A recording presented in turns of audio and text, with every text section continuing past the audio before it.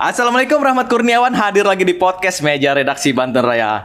Teman-teman, hari ini saya sudah kedatangan narasumber anggota Komisi 2 DPRD Kota Cilegon, Pak Sanudin. Apa kabar, Pak? Baik, alhamdulillah. Iya, Pak.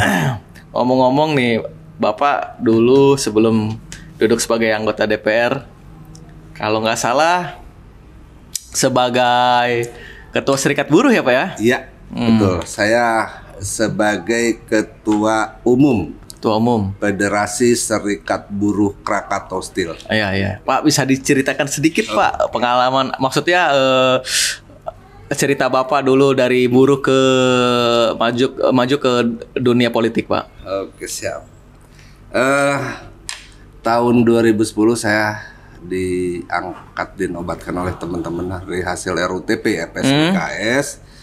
Saya diangkat menjadi Ketua Umum FSBKS di tahun 2010 sampai dengan hari ini.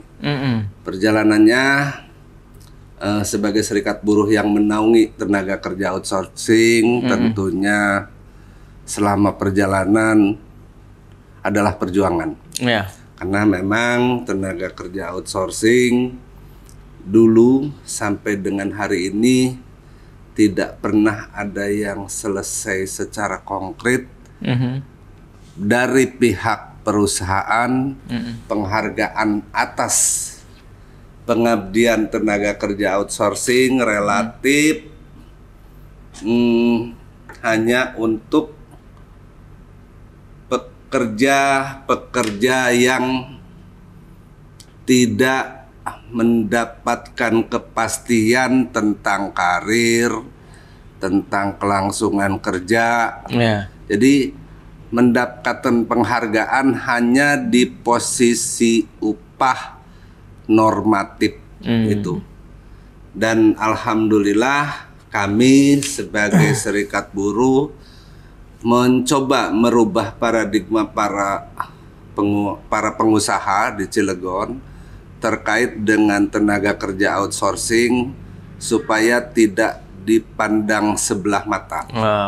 Maka kami dulu memperjuangkan tentang kelangsungan kerja, memperjuangkan juga tentang masa tua, JHT. Dan JHT. Di samping ada JHT yang diatur oleh pemerintah melalui BPJS, kalau dulu jam sostek. Dulu kami sempat juga memperjuangkan untuk masa tua mereka itu adalah simpanan simponi di BNI. Dan perjuangan itu panjang waktunya. Cuman sebagai peserta yang diatur oleh undang-undang sebagai peserta simponi itu kan hanya simpanan. Kalau dihitung secara undang-undang lalu kurang, maka perusahaan tetap harus menambahkan. Dan itu memang kami waktu di PT Krakatau Steel, alhamdulillah kesepakatan itu bisa disepakati. Namun berangkat dari itu, PT Krakatau Steel melalui goncangan harga baja dunia sempat terpuruk lah, katakan terpuruk. Sampai ngambil tindakan perusahaan bahwa tenaga kerja outsourcing di lingkungan PT Krakatau Steel 2019 itu di PHK semua, dirasionalisasi gitu. Termasuk Bapak kena? Termasuk saya kena di tahun 2019. Hanya bedanya 2019 itu tidak bahwa kita menyadari kalau KS tidak ditangani secara frontal, mungkin sampai dengan hari ini KS belum eksis itu. Maka kami menyadari posisi itu, diambil tindakan oleh PT Krakatau Steel, sekalipun kami melakukan pembelaan bahwa selama pekerjaan itu masih ada gitu. Karena memang pada saat itu tidak semua pabrik diopkan sih. Tinggal 3 pabrik, yaitu HSM, CRM, dan BF pada saat itu. Itu besar-besaran ya Pak ya? Itu ribuan karyawan ya? 2.684 totalnya di tahun itu? Di tahun itu. Kalau nggak salah bertahap kan ya Pak? Kalau yang outsourcing enggak, sekaligus itu. Oke. 2019. Oh, berawal dari situ Bapak beralih ke dunia Enggak, politik. kalau enggak?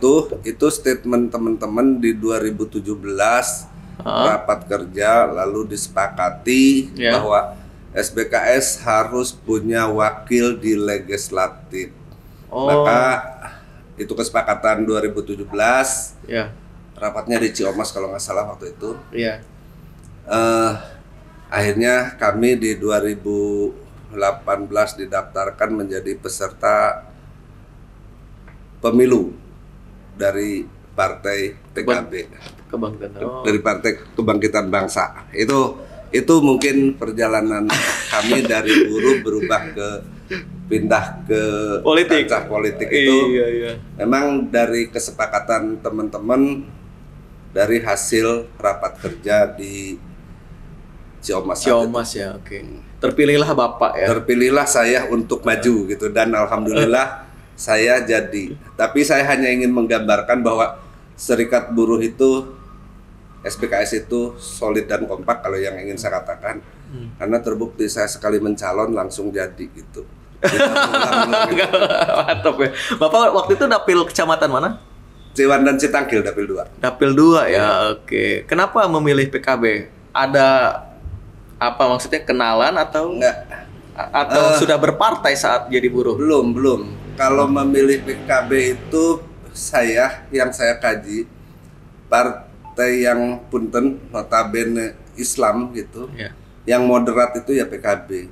Iya. PKB itu moderat karena PKB itu tidak pernah mempermasalahkan tentang Bhinneka Tunggal Ika, itu udah selesai gitu, tidak harus diperdebatkan lagi. Mohon Pak, agak maju Pak, agak maju. Iya. Maka relatif kalau untuk di partai PKB tidak pernah ada kisruh tentang 4 pilar Iya, kebangsaan. Itu Iya, aja. iya, Itu iya. yang saya tertarik itu di situnya. Oke. Karena memang PKB memberikan ruang sebagai kami juga kan, kalau moderat itu moderat itu kami juga bisa diterima gitu sebagai buruh. Iya. Dan alhamdulillah memang begitu kami masuk, kami direspon dengan baik dan dengan tangan terbuka, dan alhamdulillah berhasil. Berapa kursi di DPRD Cilegon, berapa kursi PKB Pak? PKB DPRD Cilegon kebetulan hanya saya sendirian. Wow. Ya, Dulu padahal banyak loh. Dulu 2. Dulu Sekarang 2. Ya. Berarti hanya Bapak ya? Hanya saya. Perwakilannya satu-satu. Perwakilannya satu-satu. Dan mewakili buruh. Dan mewakili buruh. Karena ada kesamaan nama, nggak apa-apa kita cerita. Ada kesamaan nama. Jadi kalau di KS itu outsourcing itu namanya PKB. Perintah Kerja Borongan namanya.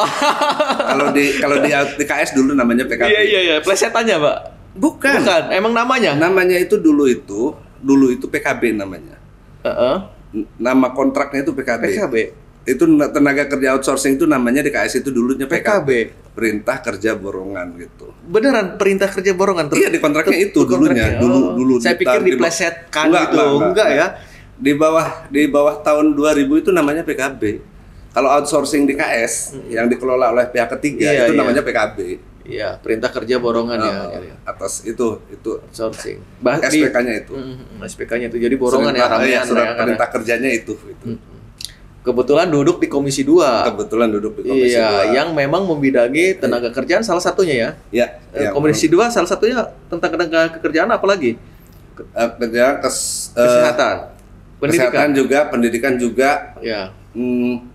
Sosial juga. Iya. Ya pokoknya sosial lah intinya. Cuman saya lebih difokuskan oleh teman-teman, nggak tahu ini sudah kodrat saya, mungkin secara takdir saya difokuskan di Komisi 2 itu untuk ketenaga kerjaan. Iya, karena memang backgroundnya bekas buruh ya Pak ya. Mungkin itu atau mungkin ya ditakdirkannya itu. Iya. Nah, ngomong-ngomong soal ketenaga kerjaan ini agak menarik. Pemerintah Provinsi Banten kan sudah menetapkan UMP itu Pak, nilainya untuk UMP 2022 itu 2,5. Ya. Lebihnya 1.000 kalau nggak salah ya. 2.500.000 lebih 1.000 lah berapa. Nah, kemudian pemerintah Provinsi Banten menenggat waktu besok itu kepada kabupaten kota untuk menyerahkan usulan UMK 2022. Nah, Anggapan Bapak nih, ini kan naik nih Pak, UMP-nya naik sih memang 1,6% kalau nggak salah ya. Kalau dirupiahkan itu cuma 40.000 gitu. Dampaknya signifikan nggak ke kenaikan UMK Pak? Ngomongnya harus di dua sisi ya. Oke, UMP Ya, dulu karena- sama UMK gitu. Iya enggak gini. Kan kalau UMP naiknya di kisaran 40.000 sekitar itu Iya. gitu. Di kondisi sekarang ini Indonesia secara global kan belum Iya, oke. belum tingkat ekonomi kenaikannya belum stabil ya? belum stabil. Maka itu mungkin dasar kajian provinsi harus menaikkan sekitar itu Iya. diukur dari variabel-variabel yang kemarin-kemarin Iya. manakala kita terkena COVID. COVID ya, oke. Saya kira itu kalau sekarang mau ngomong tentang kebutuhan.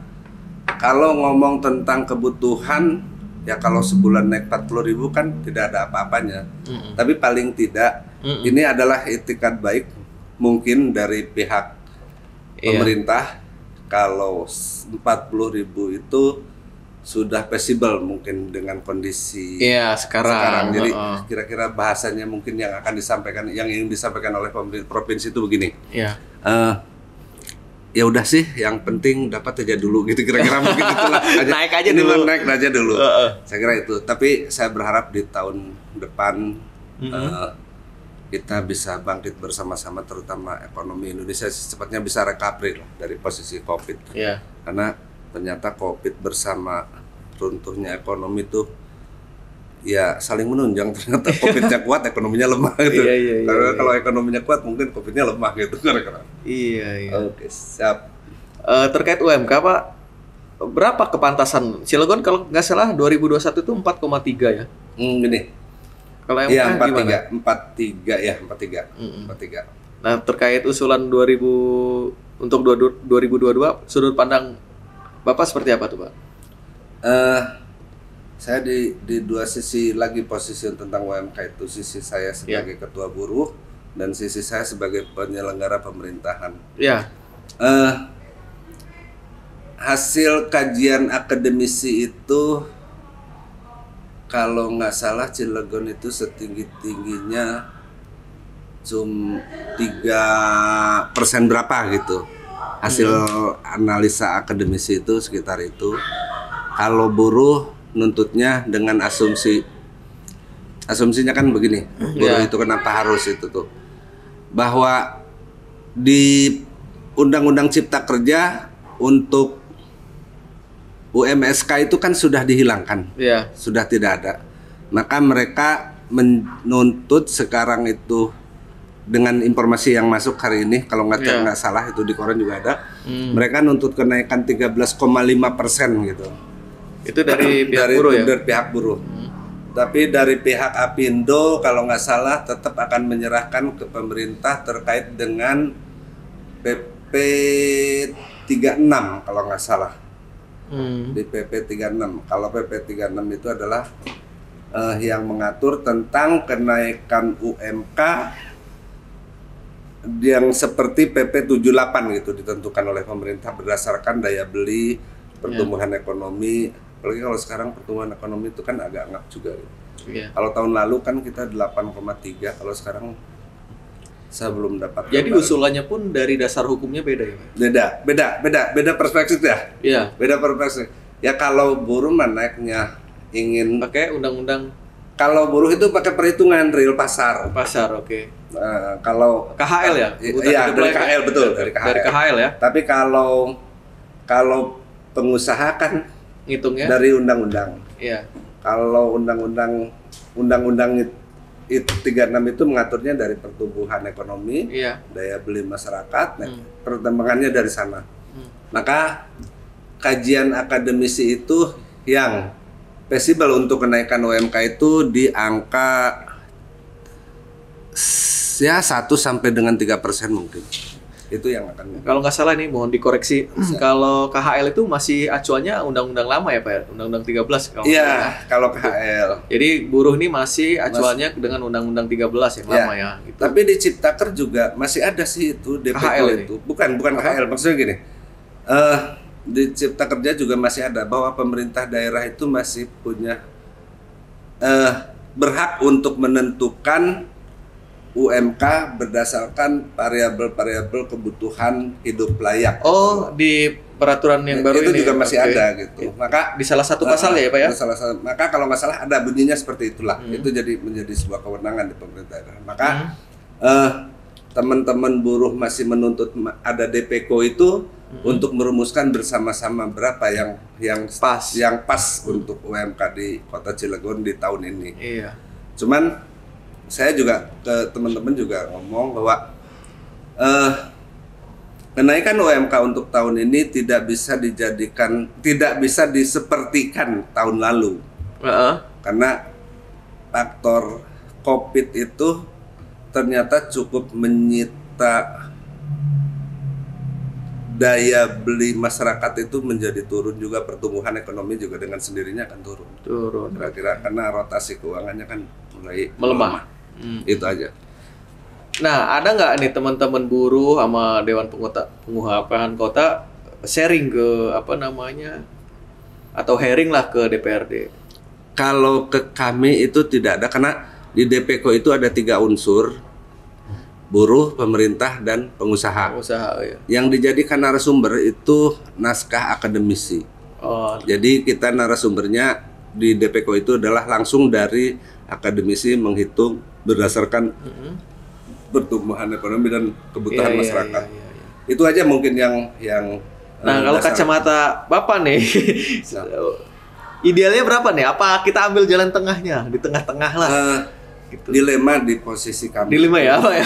Itu Meskipun sekarang sudah dilemanya gini, karena saya dilemanya begini. Punten, tapi kan tetap harus ada penyelesaian. Dilemanya begini, maksud saya begini.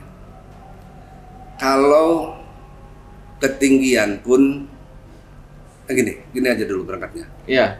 Pengangguran di Kota Cilegon itu 12,69%. Kalau ditotalkan itu sekitar 26.000 sampai 28.000 gitu, pengangguran di Kota Cilegon. Pengangguran tuh ya, Pak? Ya, itu pengangguran terbuka loh, TPT itu ya. Iya. Nah, kalau pemerintah sekarang menaikkan UMK sedikit saja, naiknya frontal saja, saya ada khawatir juga gitu. Ada khawatir industri lari. Nah, kalau lari sih enggak kayaknya. Tapi menyeimbangkan overhead di perusahaan. Menyeimbangkan overhead di perusahaan. Yang dampaknya yang paling mudah dilakukan oleh perusahaan untuk melakukan penghematan pada overhead itu kan karyawan sekarang ini. Consumable. Dirumahin. Ya bisa dirumahin, bisa juga di PHK.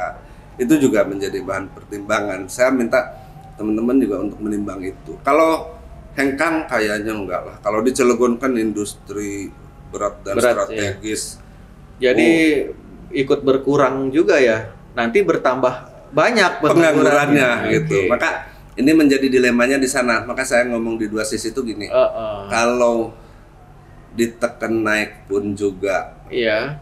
Dalam kondisi sekarang ini mati ibu, tapi tidak dilaikan mati bapak gitu posisi. Maka saya berharap DPK win-win, cari jalan tengah yang bisa mengakomodir kesemuanya. Lalu di Cilegon upah tetap tertinggi, mudah-mudahan tetap tertinggi, tapi tidak memakan korban gitu. Kira-kira itu aja ya, kasarnya mah tidak makan korban. Ya, karena saya ada khawatirannya itu. Ya. Khawatirannya yaitu karena overhead itu tidak mungkin. Sekarang gini, saya bikin contohnya ya. Saya bikin tempe. Ya. Harga kedelai kan harga pasar, nggak mungkin saya mengurangi harga pasar. Ya. Nah, sekarang yang harganya yang tidak feasible itu kan paling yang itu tenaganya lah dulu dikerjakan oleh orang 3 lah, sekarang aja dikurangi oleh orang 2 karena harga tempe sekarang sudah tidak feasible lagi dengan 2 modal yang awal ini. Saya takutnya itu karena yang paling mudah perusahaan itu ngambil tindakan itu dalam penghematan overhead, dalam penghematan biaya operasi itu adalah tenaga kerja. Dan yang paling apaknya lagi, bahasanya punten apak itu. Iya. Tenaga outsourcing yang lebih dulu. Yang lebih dulu menjadi apa? Tanda petik Tumbal. jadi korban, jadi Tumbal. korban, tumbal atau korban ya. Iya, gitu. Iya. Diminum boleh ya? Ya, boleh Pak. Jangan jauh-jauh Pak, agak maju dikit Pak biar soundnya lebih bagus gitu. Nah, ngomong-ngomong tadi penetapan, berarti dibutuhkan kejelian pemerintah daerah. Oh iya. Menetapkan berapa sih pantas supaya industri tidak dirugikan, buruh juga kesejahteraannya meningkat gitu. Oke. Nah, ini PR-nya wali kota dan Ya. wakil wali kota Pak Heldi dan Pak Pak Sanuji gitu. Ya. Nah, tanggapan Bapak gimana tuh? Ya gini, sebenarnya punten masalah UMK itu secara prosedur itu UMP maupun UMK ditetapkan oleh provinsi, oleh gubernur Ya. ditetapkannya itu. Hanya kalau UMK itu berdasarkan usulan dari bupati dan wali kota. Wali kota. Gitu. Jadi sebenarnya saya juga berharap jangan mentang-mentang ini maksud saya tuh. Lah biarin sih yang mutusin gubernur Provinsi, ini usulkan aja semaunya gitu. Ya itu juga nggak elok juga gitu. Iya. Saya ingin menghadirkan satu sajian yang memang ini adalah kredibilitas pemerintah, kredibilitas buruh, kredibilitas pengusaha Cilegon gitu loh. Silakan cari harga berapa yang pantas dan tidak bernuansa gegabah gitu aja mungkin. Saya hanya ingin pesankan di sana. Ya pertimbangannya tadi saya sudah katakan, bukan tidak mungkin ada dampak-dampak negatif yang ditimbulkan kalau kenaikannya terlalu frontal. Berarti memang pembahasannya harus lebih ini ya di sini lebih matang Iyalah, di sini lebih- dulu ya lebih matang, sebelum bahkan. dibawa ke provinsi. Iya, Matang saya setuju. dulu di sini. Setujunya Sehingga itu. ketika nanti ditetapkan oleh provinsi itu kalaupun ada penurunan nggak jauh-jauh Nggak jauh-jauh amat. gitu. Tapi di sininya sudah settle dulu Sudah ya Pak settle ya. dulu. Tapi pertimbangannya harus dipertimbangkan juga, harus dihitung gitulah. Karena ya lagi-lagi kalau ngomong tentang kondisi sekarang Iya. itu kondisi pandemi cukup menyita segala lini, segala aspek kehidupan tuh hampir berubah gitu. Betul Pak. Nah makanya terutama ekonomi yang menjadi dampak utama itu ya menjadi pertimbangan juga. Iya. Dan mereka nggak bohong juga sih kalau aduh saya gara-gara COVID ini. Ya memang sekarang ini mereka kalau ekspor barang seumpama ke Eropa, kalau di sananya tetap lagi lockdown maka nggak diterima juga. Iya. Jadi ada dampak yang multiplier effect yang dari COVID ini. Pak, di sepanjang 2021 ini ada nggak sih investasi baru, pabrik baru di Cilegon? Ada ya, masuk ya? investasi itu masuknya sudah lama tapi sampai dengan hari ini tidak dibangun-bangun adalah Lotte Chemical itu belum dibangun-bangun sampai dengan hari ini. Apa coba masalahnya? COVID. Oh iya, keuangannya ya. COVID-nya aja, COVID yang Iya, menjadi karena- menghalang. iya, Jadi karena COVID. COVID. Jadi uang yang harus masuk ke Cilegon kan tertahan Iya. karena pembangunan ditahan karena COVID memang. Iya. Jadi memang sekarang lagi agak sulit untuk masalah COVID ini. Tapi saya juga tidak berharap sih lalu semuanya menjadi di COVID kan gitu. Iya. Jadi harus realistis aja gitu. Semua alasannya COVID jadi. Jadi bahkan PHK masih untung juga alasannya COVID kan nggak bagus juga gitu kedengarannya. Kira-kira itu aja mungkin yang ingin saya. Nah, ngomong-ngomong nih, kan ini juga pengangguran juga tak lepas dari COVID juga ya. Iya. Janji politik Pak Heldi Sanuji ada salah satunya pengentasan angka pengangguran 25.000 kalau nggak salah. Nah itu menurut Bapak gimana? Bakal tercapai nggak sih sampai akhir masa jabatannya? Kalau pertanyaan bakal tercapai, saya agak pesimis. Pesimis ya? Yang pertama adalah masa kerja beliau itu kan akan berakhir di 2024, tidak sampai dengan 5 tahun masa kerja. Itu yang pertama. Yang kedua, ternyata untuk bisa mengurangi tenaga kerja itu, di samping kita harus mencetak para pengangguran itu untuk punya jiwa entrepreneurship seumpama gitu, atau untuk apa, untuk usaha wira swasta gitu, itu juga kan tetap butuh biaya gitu. Harus melalui pelatihan dulu orang per orangnya, itu yang pertama. Terus yang keduanya modal. Nah, terus kalau untuk industrinya gitu. Kalau untuk industrinya pun juga sama, dibutuhkan badan latihan kerja yang memang tenaga kerja kita bisa kompetisi dengan tenaga kerja di luar Cilegon. Dan itu juga butuh biaya. Kalau ngelihatnya seperti ini, kan menjadi pesimis dengan posisi Cilegon yang sekarang kurang respon terhadap posisi kesempatan kerja yang ada di Cilegon. Ada sih pelaksanaan tentang pelatihan BLK yang vokasional yang dititipkan di perusahaan. Ya. Tapi kan itu bukan jaminan bahwa mereka bisa bekerja di sana. Hanya ditingkatkan tentang kemampuannya saja gitu. Kalau kebutuhan mah diserahkan lagi ke perusahaannya itu sendiri. Lagi masih ada setelah itu. Vokasional udah ikut. Perusahaan punya kebutuhan gitu. Iya. Kalau tidak ada pengawalan dalam sistem rekrutnya juga bisa meleset juga. Iya. Jadi akhirnya saya jangan sampai gini. Kemampuan sudah, kesempatan ada gitu. Iya. Kesempatan, tapi sistem rekrutmen tidak ada pengawalan yang kuat, maka kita tidak menjadi pemenang. Nah, kalau syarat hukum itu sudah ada lalu kita kalah kan berarti kalah politis. Nah, saya khawatir juga ada itu juga. Maka saya punya ide kemarin itu. Gimana, Pak? Idenya itu ya kita bikin undang-undang penyelenggaraan ketenaga kerjaan yang sedang kita garap sekarang. Perda. Tingkat Kota Cilegon ya. Tingkat Kota Cilegon. Gimana isi perdanya? Kerangka berpikirnya itu dari lima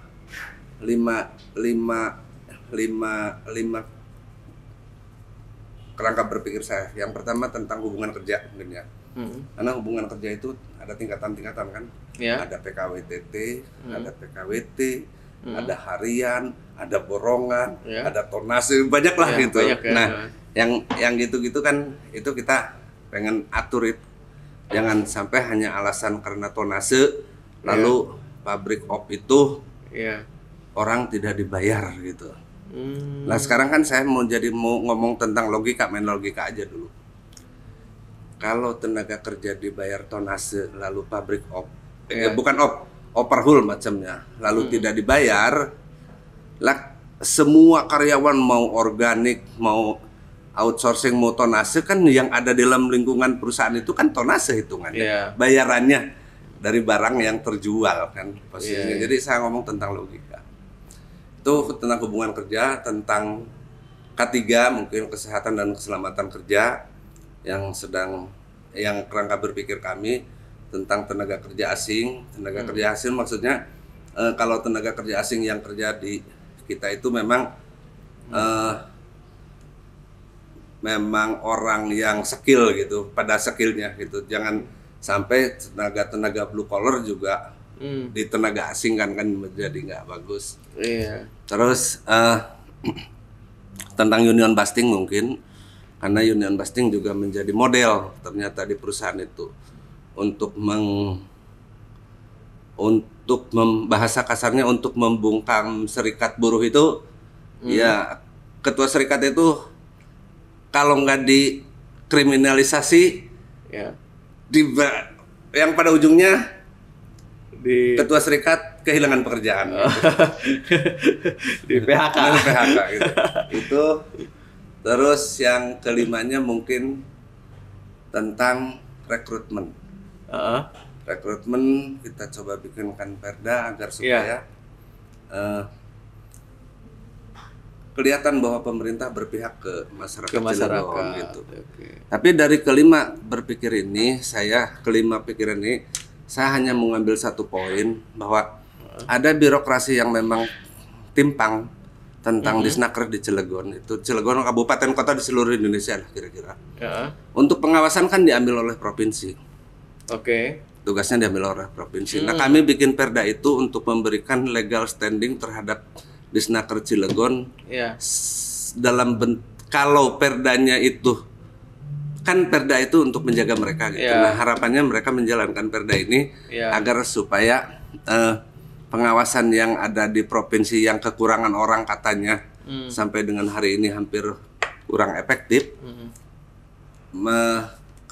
Disnaker Cilegon bisa bekerja, bisa mengawasi karena perdanya ada di Cilegon gitu loh. Iya. Karena terlalu banyak sih yang Kalau nggak salah provinsi sudah punya tuh ya. perda. Kenapa kita nggak matching kan sama Makanya provinsi? saya inginnya ada penguatan, intinya gini, saya ingin ada penguatan tentang Disnaker Cilegon itu. Oke. Tentang pengawasan, tentang hubungan industrial, tentang penempatan tenaga Ya. kerja, tentang pengawasan tenaga kerja asing. Saya pengen sampai ke sana.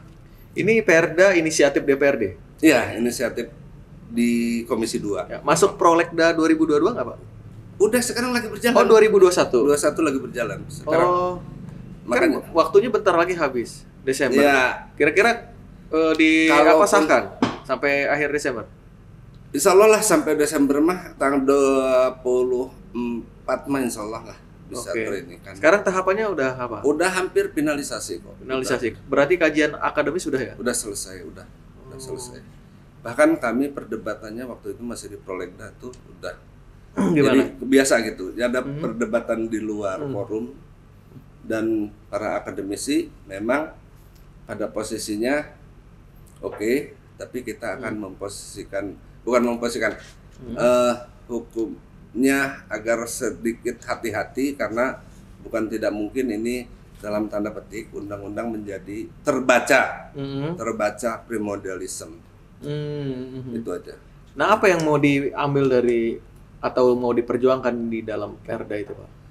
Kalau secara yang 4 komponen, yang 4 komponen tentang hubungan kerja, tentang K3LH, tentang K3, tentang tenaga kerja, tentang itu kan sudah ada aturannya. Iya. Hanya tinggal pelaksanaannya. Lagi-lagi kalau yang 4 ini diantarkan ke provinsi, provinsi terlalu jauh untuk melakukan pengawasan terhadap. Ya. Nah, kita bikin ini supaya Disnaker bisa lebih kuat lagi bahwa saya tidak cuma diperintahkan oleh undang-undang tapi oleh perda juga diperintahkan gitu. Iya. Dalam pelaksanaan 4 ini.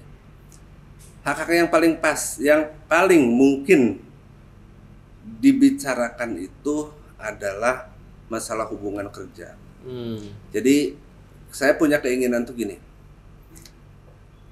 Hubungan kerja itu memastikan bahwa undang-undang juga mengatakan begini. Untuk pekerja outsourcing nih ya. Iya. Pekerja outsourcing itu melekat pada pekerjaan. Bunyinya tuh begini. Selama pekerjaan itu masih ada, maka tenaga kerja tidak boleh digantikan kecuali mengundurkan diri, Ya. meninggal dunia, memasuki usia pensiun. Nah, saya ingin ini bisa diterjemahkan dan dilaksanakan oleh industri yang ada di Kota Cilegon, terutama untuk tenaga-tenaga outsourcing. Nah, itu masuk nanti di dalam perda itu. Saya akan tekankan itu. Mudah-mudahan itu bisa disepakati oleh teman-teman. Dan insya Allah, karena gini, tenaga outsourcing itu rapuh posisi hukumnya. Rapuhnya begini. Undang-undang mengatakan bahwa karyawan outsourcing melekat pada pekerjaan. Tenaga kerja outsourcing tidak boleh digantikan kecuali meninggal dunia, itu yang tadi. Iya. Tapi begini, memutus tenaga kerja outsourcing itu kan dikelola oleh pihak ketiga. Iya. Pihak ketiganya diputus itu, cepret. PHK-nya alasannya habis kontrak gitu. Habis kontrak dengan pihak ketiganya bukan dengan kitanya. Iya. Padahal tenaga kerja diamanahkan oleh undang-undang, tenaga kerja outsourcing melekat pada pekerjaan seumpama begini. Harusnya ketika si perusahaan outsourcingnya diputus atau diganti, mereka tetap boleh dipekerjakan ya. Tetap bekerja. Akhirnya tinggal pengelolaannya diganti aja sama perusahaan yang baru. Iya, ya. gitu harusnya. Itu ini mah enggak, ini dijadikan dasar. Makanya, nah itu kadang-kadang enggak, saya enggak PHK. Ini habis kontrak. Kontrak dengan pihak ketiga. Masuk orang baru. Nah, si ini karena menduduki pada job yang tadi itu, sama perusahaan kan harus diposisikan PKWTT. Ya. supaya kalau pekerjaan kan lebih dari 2 tahun, orang harus dipastikan tentang pesangonnya, tentang karirnya, tentang masa depannya. Nah, di posisi itulah maka terjadi ngebelitnya itu.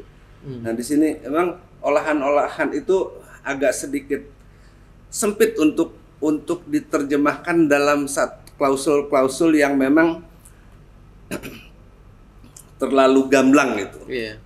Nah, karena kalau terlalu gamblang itu akan menjadi celah hukum para pengusaha di bunyi tadi itu. Iya. Saya tidak melakukan PHK, tapi saya habis kontrak dengan pengelola. Gitu. Dengan pihak ketiga bahasanya. Ini berarti ulah oknum, Pak. Oknum pimpinan. Iya. Ya kan? Saya yakin kalau itu. Dia punya oknumnya baik, kebijakannya nggak berlaku kan seperti itu. Enggak. Ini pernah kejadian waktu Bapak di KS? Itu seringnya begitu. Oh, seringnya begitu. Maka kita hadir, pemerintah harus hadir itu maksudnya tuh di sana. Bapak pernah ngalamin waktu jadi buruh?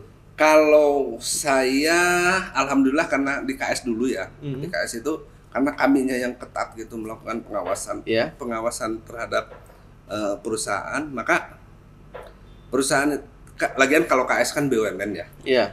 Jadi sampel terbaik pelaksana undang-undang itu ya pada saat itu ya KS itu. Jadi relatif yang di KS dulu sampai dengan 2019 itu tidak ada masalah tentang pengupahan, tidak ada masalah tentang masa kerja. Jadi memang termanusiakan lah kalau di KS dulu.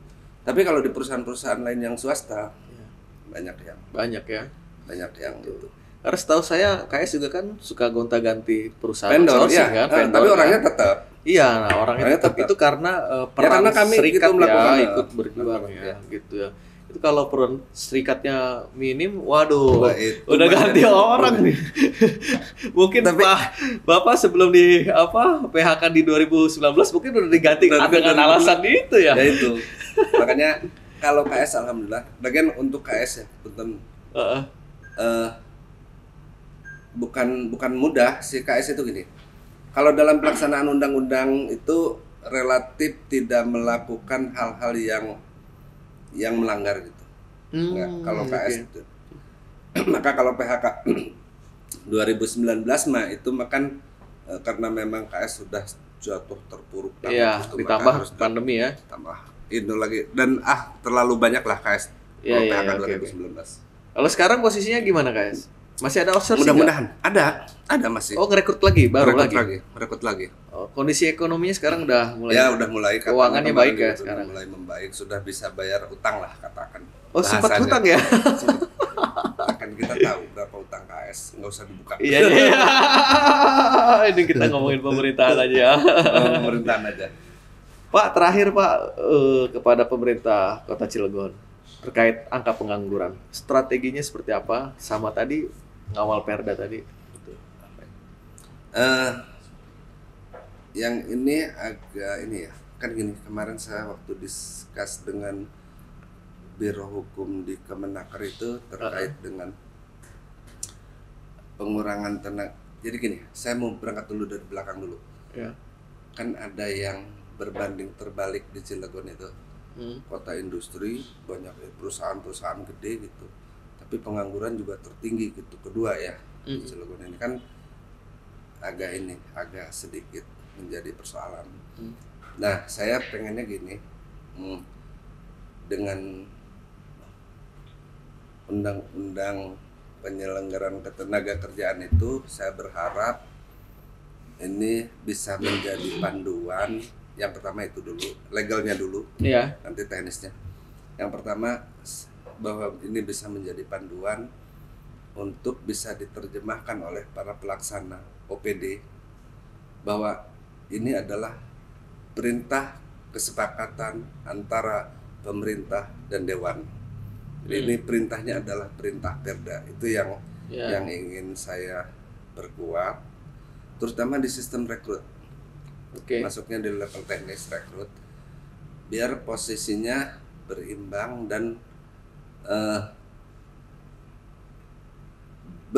dan berpihak dari pengusaha untuk lebih bukan mengutamakan memprioritaskan lah gitu, memprioritaskan tenaga kerja lokal untuk bisa dipekerjakan. Mungkin itu aja yang ingin saya sampaikan. Perkara teknisnya ya nanti kita carilah teknisnya seperti apa. Tapi yang jelas itu bisa dilakukan karena di daerah lain juga udah bisa dilakukan. Oh gitu ya. Dan tidak ada yang terlukai dan tidak ada undang yang tertabrak gitu. Undang-undang yang tertabrak ya. Itu setiap rekrutmen. Iya, seperti itu. Artinya memberikan peluang bagi masyarakat lokal ya, Pak? Lokal dulu gitu. Saya berharapnya seperti itu. Dan mudah-mudahan ini bisa di aplikasikan. Mudah-mudahan. Iya. Lagi-lagi ini butuh kepedulian dan perannya kepala daerah ya, Pak ya? Oh iya. Untuk membuat, mendorong industri yang ada di daerahnya itu setuju saya kayak gitu. Gini, kan Perda mah penguatan Perda itu kan adanya di Perwal. Yang menjadi juknis atau juknisnya para OPD. Kan di situ kekuatannya. Berarti peraturan wali kotanya ini harus seperti itu ya, setuju. didorong ya. Ini PR-nya wali kota ya, Pak ya. Tapi bukan kita lempar masalah. Iya. Bukan Dong. Bukan karena kita sudah bikin payung hukumnya. Iya, ya memang tanggung jawab kepala daerah juga kan, mengentaskan pengangguran, mengentaskan kemiskinan, gitu kan. Melalui apa ya tadi itu membuat regulasi. Regulasinya kan dibahas sama dewan, diperkuat sama eksekutif. Itu maksud saya. Iya. Itu maksud saya. Makanya bukan kami lempar maksudnya ya. Iya. Kami bikin hukumnya, silakan pedoman-pedomannya terjemahkan sendiri. Iya, eksekutif lah yang melaksanakan regulasi itu. Gitu kan ada OPD terkaitnya itu ya kan yang menjabarkan apa namanya? Peraturan yang dibikin di legislatif, baik itu apa namanya? Perda inisiatif DPRD maupun perda usul dari wali kota. Wah, menarik nih, Pak. Oke, mungkin cukup dulu ya, Pak ya. Nanti kita lanjut lagi. Teman-teman, demikian obrolan saya dengan anggota komisi 2. Saya ingetnya ketua aja. Kalau ketua buruh lah. Ketua buruh. Dengan anggota komisi 2 DPRD Kota Cilegon, Pak Sanudin. Lain waktu saya ingin ngobrol lagi tentang hal yang lebih luas, baik itu di dalam bidang politik atau ketenaga kerjaan. Oke, saya Rahmat Kurniawan, undur diri. Wassalamualaikum warahmatullahi wabarakatuh.